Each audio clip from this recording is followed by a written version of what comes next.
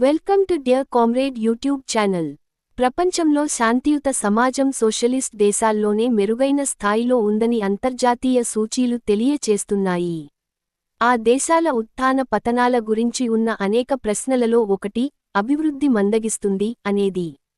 అంటే అభివృద్ధి కేంద్రీకరణ జరిగి 4-5 కంపెనీల కబంధ హస్తాల్లో జాతి సంపద ఉండాలా, లేక అంత్యోదయం జరిగి చిట్ట చివరి నిరుపేదల వరకు అభివృద్ధి ఫలాలు అందాలా?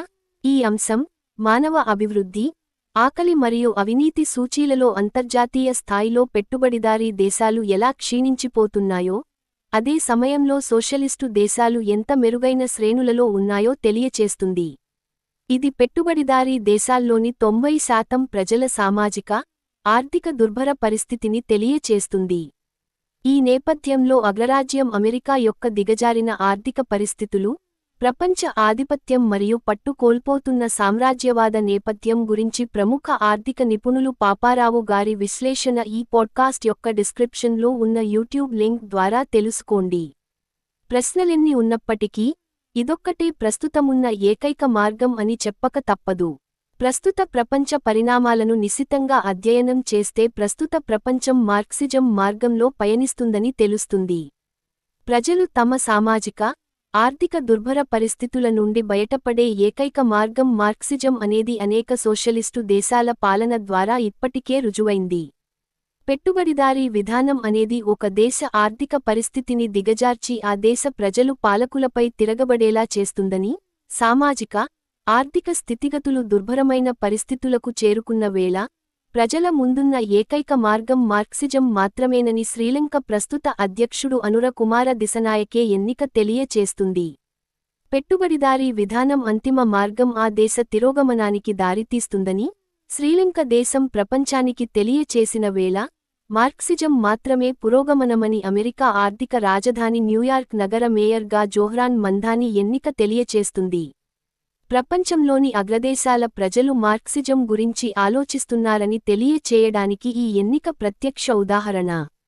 అణగారిన వర్గాలను అందలమెక్కించటం కేవలం కమ్యూనిస్టుల వల్ల మాత్రమే సాధ్యమవుతుందని ఇటీవలి కాలంలో తెలంగాణ రాష్ట్రంలో జరిగిన 2 ఎన్నికలు తెలియచేస్తున్నాయి. మొదటిది సామాన్య దళిత కార్యకర్త అయిన కామ్రేడ్ జాన్ వెస్లీ సిపిఐఎం తెలంగాణ రాష్ట్ర కార్యదర్శి. రెండవది నిరుపేద గిరిజన ఆటో కార్మికుడైన సిపిఐ కార్యకర్త comrade Mood Ganesh Kothagudem corporation chairman. Socialism యొక్క ఫలాలు అనుభవించిన ప్రజలు తమ పాలకులు ఆ మార్గాన్ని వీడి ప్రజావ్యతిరేక విధానాలు అవలంబిస్తే అవి వారిని అధికారం నుంచి దించుతాయని ఇటీవలి నేపాల్ రాజకీయ సంక్షోభం మరియు ఆ దేశ మాజీ ప్రధాని కెపి శర్మ ఓలి ఉద్వాసన తెలియచేస్తున్నాయి. మార్క్సిజం అర్థం కావటానికి కాస్త సమయం తీసుకున్నా, 1-2 సార్లు మీ ఖాళీ సమయంలో మరీ ముఖ్యంగా ప్రయాణ సమయంలో వినవలసిందిగా మనవి. ఈ రోజు మనం తెలుసుకోదగిన అంశం మార్క్సిజం అంటే ఏమిటి. అధ్యాయం 22 లెనిన్ పేర్కొన్న 3 మూలాధారాలు మరియు 3 భాగాలు అనే అంశం యొక్క 4వ భాగం. మార్క్సిజం యొక్క 2వ మూలాధారం వర్గ పోరాటం అనే అంశం యొక్క కొనసాగింపు. పెట్టుబడిదారీ సంచయన చారిత్రక ధోరణి ని మార్క్స్ ఈ కింది సుప్రసిద్ధ వచనాలలో వర్ణించాడు. సూటి ఉత్పత్తిదారుల ఆస్తిహరణం నిష్కరుణమైన కిరాతకత్వంతోనూ, మహా అసహ్యమైన, మహా నీచమైన, మహా క్షుద్రమైన, మహా ఏహ్యమైన కోర్కెల ప్రేరణతోనూ జరిగింది. ఒంటరి, స్వతంత్ర శ్రమజీవి యొక్క, అతని శ్రమ అవసరాల యొక్క సంలీనం అనదగిన దానిమీద ఆధారపడిన స్వీయార్జిత ఆస్తిని అనగా రైతుది, చేతి పనివాడిది, ఇతరుల నామకార్థంగా స్వేచ్ఛాయుతమైన శ్రమను దోపిడీ చేయడం మీద, అనగా వేతన శ్రమ మీద ఆధారపడిన పెట్టుబడిదారి సొంత ఆస్తి తొలగించింది. ఇప్పుడు ఆస్తిహరణకు గురికావలసింది తన సొంతానికి పనిచేసే శ్రామికుడు ఇక ఎంతమాత్రమూ కాదు, మరి ఎవరంటే అనేక శ్రామికులను దోపిడీ చేసే పెట్టుబడిదారుడు. పెట్టుబడిదారీ ఉత్పత్తిలోనే అంతర్నిహితంగా ఉన్న నియమాల చేత, పెట్టుబడి కేంద్రీకరణ చేత ఈ ఆస్తిహరణ జరుగుతుంది. ఒక పెట్టుబడిదారుడు అనేకమంది పెట్టుబడిదారుల నెత్తిన చెయ్యి పెడతాడు. ఈ కేంద్రీకరణతో, లేదా కొద్దిమంది పెట్టుబడిదారుల చేత జరిగే ఈ అనేకమంది పెట్టుబడిదారుల ఆస్తిహరణతో పాటు, శ్రమక్రమం యొక్క సహకార రూపము, శాస్త్రవిజ్ఞానాన్ని బుద్ధిపూర్వకంగా సాంకేతికంగా వినియోగించడము, భూమిని ప్రణాళికాబద్ధంగా సాగుచేయడము, శ్రమ పరికరాలను సమష్టిగా మాత్రమే ఉపయోగించదగిన శ్రమ పరికరాలుగా రూపాంతరీకరించడము, సంయుక్త, సామాజికీకృత శ్రమ యొక్క ఉత్పత్తి సాధనాలుగా ఉపయోగించడం ద్వారా సకల ఉత్పత్తి సాధనాలను పొదుపు చేయడము, సకల జాతులు ప్రపంచ మార్కెట్ అనే వలలో ఇరుక్కోవడము, దీనితో పెట్టుబడిదారీ వ్యవస్థ యొక్క అంతర్జాతీయ స్వభావము అంతకంతకు విస్తరించే ప్రమాణంలో అభివృద్ధి చెందుతాయి. ఈ రూపాంతరీకరణ క్రమం యొక్క సకల సౌకర్యాలను దురాక్రమించి, గుత్తగొనే పెట్టుబడి ప్రభువులు నిత్యం క్షీణించే సంఖ్యతోపాటు దారిద్ర్యం, పీడన, బానిసత్వం, పతనం, దోపిడీల పరిమాణం పెరుగుతుంది. కానీ దీనితోపాటు కార్మికవర్గం యొక్క నిరసన కూడా పెరుగుతుంది. ఈ వర్గం సంఖ్యలో నిత్యం పెరుగుతూ, పెట్టుబడిదారీ ఉత్పత్తి క్రమం యొక్క సంవిధానంచేతనే క్రమశిక్షితమై, సమైక్యమై, వ్యవస్థీకృతమైన వర్గమవుతుంది. ఉత్పత్తి విధానంతో పాటు, ఉత్పత్తి విధానంలో పుట్టి, వర్ధిల్లిన పెట్టుబడి గుత్తాధిపత్యం ఆ ఉత్పత్తి విధానానికి శృంఖలం అవుతుంది. ఉత్పత్తి సాధనాల కేంద్రీకరణ, శ్రమ సామాజికీకరణ చివరకు ఏ దశకు చేరుకుంటాయంటే, అక్కడ వాటి పెట్టుబడిదారీ ఉపరితలానికి పొత్తుకుదరదు. ఈ ఉపరితలం బద్దలవుతుంది. పెట్టుబడిదారీ సొంత ఆస్తికి ఆయువు మూడుతుంది. ఆస్తికర్తల ఆస్తి హరింపబడుతుంది. మొత్తం సామాజిక పెట్టుబడి యొక్క పునరుత్పత్తిని గురించి కూడా మార్క్స్ తన పెట్టుబడి రెండవ సంపుటిలో విశ్లేషించాడు. ఈ విశ్లేషణ అత్యంత ముఖ్యమైనది, నూతనమైనది కూడా. దీన్ని కూడా ఒక విడి విషయంగా కాకుండా సామూహిక విషయానికి గాను, సమాజపు ఆర్థిక వ్యవస్థలో ఒక భాగంగా కాక, మొత్తం ఆర్థిక వ్యవస్థ అంతటికీ సంబంధించిన పరిణామంగానూ తీసుకున్నాడు మార్క్స్. పైన పేర్కొన్న సంప్రదాయక అర్థశాస్త్రవేత్తల పొరపాటును సరిదిద్దుతూ మార్క్స్ మొత్తం సామాజిక ఉత్పత్తినంతటినీ రెండు పెద్ద విభాగాలుగా విభజించాడు. 1 ఉత్పత్తి సాధనాల ఉత్పత్తి, 2 వినిమయ వస్తువుల ఉత్పత్తి. ఆ తరువాత మొత్తం సామాజిక పెట్టుబడి చెలామణీని, వెనుకటి పరిమాణాలలో జరిగే పునరుత్పత్తిని, సంచయనాన్ని తీసుకుని లెక్కలను ఉదహరిస్తూ వివరంగా పరిశీలించాడు. విలువ నియమం ప్రాతిపదికమీద లాభపు సగటు రేటు ఎలా ఏర్పడుతోంది అనే సమస్యను, పెట్టుబడి 3వ సంపుటిలో మార్క్స్ పరిష్కరించాడు. అర్థశాస్త్రంలో మార్క్స్ తీసుకొనివచ్చిన బ్రహ్మాండమైన ముందంజ ఏమిటంటే, అపభ్రంశపు అర్థశాస్త్రము, ఆధునిక ఉపాంత్య ఉపయోగపు విలువ సిద్ధాంతము తరచుగా పరిమితపడి ఉంటున్న వ్యక్తిగత దృష్టాంతాలు, లేక పోటీకి సంబంధించిన బాహ్యమైన పైపై అంశాల దృక్పథం నుంచి కాకుండా, సామూహిక ఆర్థిక సంఘటనల దృక్పథం నుంచి సామాజిక ఆర్థిక వ్యవస్థను మొత్తంగా తీసుకుని తన విశ్లేషణను కొనసాగించడం. మార్క్స్ అదనపు విలువ ఎలా ఉద్భవించిందో మొదట విశ్లేషించి, తరువాత అది లాభం, వడ్డీ, భూమి కౌలు కింద విభజింపబడటాన్ని పరిశీలించాడు. ఒక వ్యాపారంలో మదుపుగా పెట్టిన మొత్తం పెట్టుబడికి, అందులో వచ్చిన అదనపు విలువకి మధ్యగల నిష్పత్తే లాభం.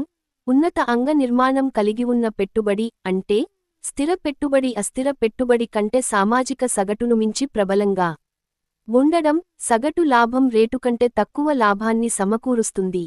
నిమ్న అంగనిర్మాణం గలిగి ఉన్న పెట్టుబడి సగటు లాభం రేటును మించిన లాభాన్ని సమకూరుస్తుంది.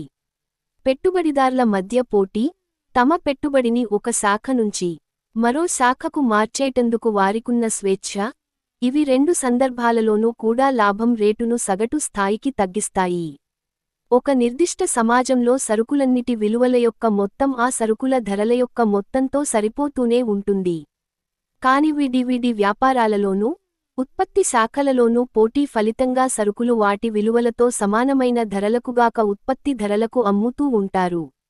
ఈ ధరలు పెట్టిన పెట్టుబడికి సగటు లాభం రేటును కలిపితే వచ్చే మొత్తానికి సమానంగా ఉంటాయి. ఈ విధంగా విలువ నియమాన్ని ఆధారంగా తీసుకుని ధరలకు విలువలకు మధ్య ఉండే సర్వవిదితమూ, నిర్వివాదమూ అయిన వ్యత్యాసాన్ని, లాభాలు సమస్థాయిలో ఉండడాన్ని మార్క్స్ పూర్తిగా వివరించాడు. అన్ని సరకుల విలువల యొక్క మొత్తం, అన్ని ధరల మొత్తానికి సమంగా సరిపోతూండడమే ఇందుకు కారణం. అయినప్పటికీ, సామాజికమైన విలువను వ్యక్తిగతమైన ధరలతో సమపరచడం సరళంగానూ సూటిగానూ జరగదు. అతి క్లిష్టమైన పద్ధతిలో జరుగుతుంది. కేవలం మార్కెట్టు ద్వారానే ఐక్యమై ఉండే విడివిడి సరుకు ఉత్పత్తిదారులతో కూడిన సమాజంలో నియమం అనేది కేవలం సగటు, సామాజిక, సామూహిక నియమంగానే ప్రదర్శితమవుతుంది. అటూ ఇటూ ఊగిసలాడే వ్యక్తిగత అతిక్రమణలు పరస్పరం ఒకదానినొకటి పరిహాసం చేసుకుంటూనే ఉంటాయి. శ్రమ ఉత్పాదకత పెరిగిందంటే అస్థిర పెట్టుబడి కంటే స్థిర పెట్టుబడి మరింత త్వరితంగా పెరుగుతోందన్నమాట. అదనపు విలువ కేవలం అస్థిర పెట్టుబడి యొక్క ఫలం అవడంచేత లాభం రేటు పడిపోతుంది, అనగా మొత్తం పెట్టుబడితో అదనపు విలువ యొక్క నిష్పత్తి, అస్థిర పెట్టుబడి భాగంతోగల నిష్పత్తి మాత్రమే కాదు పడిపోతుంది. ఈ ధోరణిని దీనిని మరుగుపర్చేవి, లేక ప్రతిఘటించేవి అయిన అనేక ఇతర పరిస్థితులను మార్క్స్ వివరంగా పరిశీలించాడు. పెట్టుబడి గ్రంథం 3వ సంపుటిలో వడ్డీ, పెట్టుబడిని, వాణిజ్య పెట్టుబడిని, ధనపెట్టుబడిని గురించి ఎంతో ఆసక్తికరంగా వివరించిన ప్రకరణాలను ప్రస్తుతానికి వదిలివేసి అత్యంత ముఖ్యమైన ప్రకరణాన్ని, భూమి కౌలు సిద్ధాంతం గురించిన విషయాన్నిప్పుడు పరిశీలిద్దాం. భూమి విస్తీర్ణం పరిమితమై ఉంది కనుకను, పెట్టుబడిదారీ దేశాలలో భూమి యావత్తూ విడి యజమానుల ఆధీనం కింద ఉంది గనుకను వ్యవసాయోత్పాదితాల ఉత్పత్తి ధరలు సగటు నాణ్యతగల భూమిలో ఉత్పత్తి చేయడానికయే ఖర్చులను బట్టిగాక నాసిరకం భూమిలో ఉత్పత్తి చేయడానికయే ఖర్చులను బట్టి, మార్కెట్టుకు ఉత్పాదితాన్ని చేరవేసే సగటు పరిస్థితులను బట్టిగాక హీనపరిస్థితులను బట్టి నిర్ణయించబడతాయి. ఈ ధరకు మేలురకం భూమిలో, లేక మేలైన పరిస్థితులలో ఉత్పత్తి చేయడానికయే ధరకు మధ్య ఉండే వ్యత్యాసమే తారతమ్య కౌలు అవుతుంది.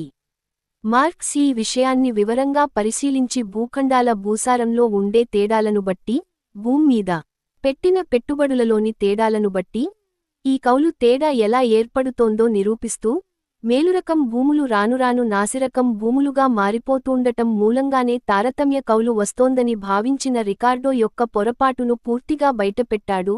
మార్క్స్ రచించిన అదనపు విలువ సిద్ధాంతాల ను కూడా చూడండి. అందులో రొడ్బర్జున్ పై మార్క్స్ చేసిన విమర్శ ముఖ్యంగా గమనార్హం. తద్భిన్నంగా ఈ మార్పు అటునుంచి ఇటు జరగవచ్చు. భూమి ఒకతరం నుంచి మరోతరంలోకి మారిపోవచ్చు. వ్యవసాయ సాంకేతిక పద్ధతుల పురోగమనం, పట్టణాల అభివృద్ధి, ఇంకా ఇతరేతర కారణాల మూలంగా ప్రకృతి లోపభూయిష్టమైనదని, దానికి పరిమితులున్నాయని ఆపాదిస్తూ పెట్టుబడిదారీ వైరుధ్యాలను దానికి అంటగట్టే అప్రతిష్టాకరమైన, క్షీణమాన రాబడుల నియమం, లా ఆఫ్ డిమినిషింగ్ రిటర్న్స్ పూర్తిగా పొరపాటు. అంతేగాక, పరిశ్రమ యొక్క అన్ని శాఖలలోనూ మొత్తంమీద జాతీయ ఆర్థిక వ్యవస్థలోనూ వచ్చే లాభాలను సమపరచడం అంటే పోటీ చేసుకోడానికి పూర్తి స్వేచ్ఛ, ఒక శాఖ నుంచి మరో శాఖకు పెట్టుబడిని స్వేచ్ఛగా తరలించే అవకాశమూ ఉండాలి. అయినప్పటికీ, భూమిపై వ్యక్తిగత స్వామ్యం గుత్తాధిపత్యాన్ని సృష్టిస్తుంది. అది పెట్టుబడి స్వేచ్ఛగా మారడానికి ప్రతిబంధకం అవుతుంది. ఈ గుత్తాధిపత్యం మూలంగా పెట్టుబడి నిమ్న అంగనిర్మాణం కలిగి ఉన్న చోట, తత్ఫలితంగా విడిగా ఎక్కువ లాభం రేటు లభించే వ్యవసాయోత్పాదితాలు, లాభాల రేటును సమపరచే స్వేచ్ఛాయుత క్రమంలోకి రావు. గుత్తాధికారి అవడంచేత భూస్వామి వ్యవసాయోత్పాదితాల ధరలను సగటు ధరకు మించిన స్థాయిలో ఉంచగలడు. ఈ గుత్తధర పరమ కౌలుకు అవకాశాన్నిస్తోంది. పెట్టుబడిదారీ వ్యవస్థలో తారతమ్య కౌలు రద్దు చేయడం సాధ్యం కాదు కాని, పరమ కౌలును రద్దు చేయవచ్చు. ఉదాహరణకు భూమిని జాతీయం చేయడం ద్వారా, భూమిని ప్రభుత్వ ఆస్తిగా చేయడం ద్వారా అలా చేయవచ్చు. అది ప్రైవేటు భూస్వాముల గుత్తాధిపత్యాన్ని బలహీనపర్చడమే. వ్యవసాయ రంగంలో స్వేచ్ఛాయుతమైన పోటీకి మరింత సంగతమైన, సంపూర్ణమైన అవకాశం ఇవ్వడమే అవుతుంది. అందుచేతనే బూర్జువా వర్గంలోని తీవ్రవాదులు భూమిని జాతీయం చేయాలనే ఈ ప్రగతిశీల బూర్జువా డిమాండును చరిత్రలో పదేపదే చేస్తూ వచ్చారని మార్క్స్ పేర్కొన్నాడు. కాని ఈ డిమాండు బూర్జువావర్గంలో ఎక్కువ మందిని భయకంపితులను చేస్తుంది. ఎందుకంటే ఇది నేడు ప్రత్యేకించి ముఖ్యమైనది, అతిసున్నితమైనది అయిన మరో గుత్తాధిపత్యాన్ని, మొత్తంమీద ఉత్పత్తి సాధనాలపై ఉన్న గుత్తాధిపత్యాన్ని బాగా దెబ్బతీస్తుంది. 1862 ఆగస్టు 2న ఎంగెల్సుకు మార్క్స్ రాసిన లేఖలో పెట్టుబడిమీద వచ్చే సగటు లాభం రేటు గురించి, పరమ కౌలు గురించి తాను చెప్పిన సిద్ధాంతాన్ని అత్యంత సుబోధకంగానూ, క్లుప్తంగానూ, స్పష్టంగానూ వివరించాడు. భూమి కౌలు చరిత్ర విషయంలో మార్క్స్ చేసిన విశ్లేషణను కూడా తెలుసుకోవడం ముఖ్యం. శ్రమరూప కౌలు, భూస్వామి యొక్క భూమిలో పనిచేయడం ద్వారా రైతు అదనపు ఉత్పాదితాన్ని సృష్టిస్తాడు. ఏ విధంగా ఉత్పాదిత రూపం లేక వస్తురూపంలో చెల్లించే కౌలుగా మారిపోతుందో, అనగా రైతు తన సొంత భూమిలో అదనపు ఉత్పాదితాన్ని సృష్టించి దానిని, ఆర్థికేతర బలాత్కారాల కారణంగా భూస్వామికి అప్పగించుతాడు. ఆ తరువాత అది డబ్బు కౌలుగాను, అనగా వస్తురూపంలో ఉన్న కౌలు డబ్బులోకి మార్చబడుతుంది. పూర్వం రష్యాలో అమలులో ఉన్న ఒబ్రోక్ సరుకు ఉత్పత్తి బాగా అభివృద్ధి చెందినప్పుడు వసూలు చేసే కౌలు, చిట్టచివరకు రైతు స్థానంలో కూలికి పనిచేసే కార్మికుల సహాయంతో భూమిని సాగుచేసే వ్యవసాయ వ్యాపారస్తులు రావడంతో ఈ డబ్బుకౌలు పెట్టుబడిదారీ విధానపు కౌలుగా ఎలా మారిందో మార్క్స్ తన విశ్లేషణలో చూపుతాడు. పెట్టుబడిదారీ విధానపు కౌలు పుట్టుకను పరిశీలించిన సందర్భంలో వ్యవసాయంలో పెట్టుబడిదారీ విధాన పరిణామం గురించి మార్క్స్ వెల్లడించిన అనేక ప్రగాఢమైన భావాలను, ఆ కాలంలో రష్యాలాంటి వెనుకబడిన దేశాలకు ఎంతో ముఖ్యమైనవి, గమనించడం అవసరం. వస్తురూప కౌలు డబ్బురూప కౌలుగా మారడంతో పాటు డబ్బు కోసం కిరాయికి పనిచేసే నిరాస్తిపరులైన రోజువారీ కూలీల వర్గం తప్పనిసరిగానే కాకుండా ముందుగానే ఏర్పడుతుంది కూడా.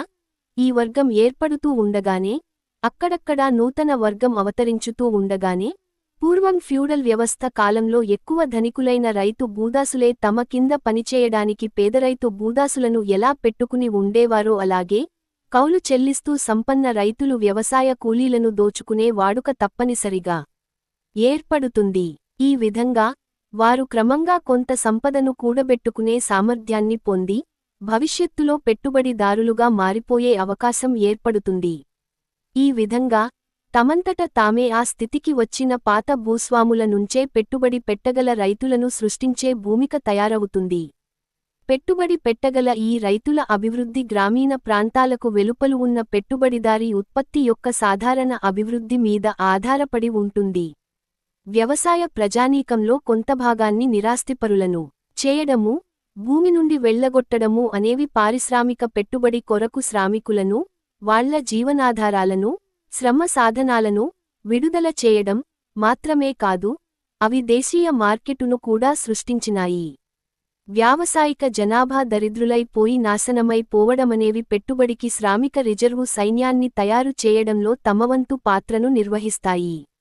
అందుచేత ప్రతి పెట్టుబడిదారీ దేశంలోనూ వ్యావసాయక జనాభాలో కొంతభాగం పట్టణ, లేక పారిశ్రామిక వ్యవసాయేతర శ్రామికవర్గంగా మారిపోయే స్థితిలో నిరంతరం ఉంటోంది.